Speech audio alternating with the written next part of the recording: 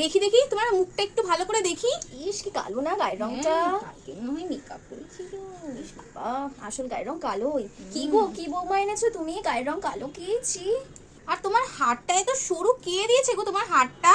বাপের বাড়ি থেকে। ভিখারি ঘরের মেয়ে। ইস বাবা, তা তুমি কোন বাড়িতে এসছো জানো? হ্যাঁ দেখেছো মুখার্জি তো? বাড়িতে।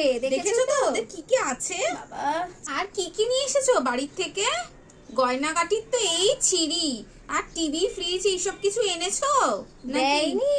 মা, এই নাও মেয়ের বাড়ির থেকে তোমাদের তত্ত্ব। ইস, এইগুলো এই ভিখারি এইগুলো আমরা শাড়ি। পরবো না, এই আমাদের বাড়ির কাজের লোকগুলো হ্যাঁ। আমরা দিই না বাবা।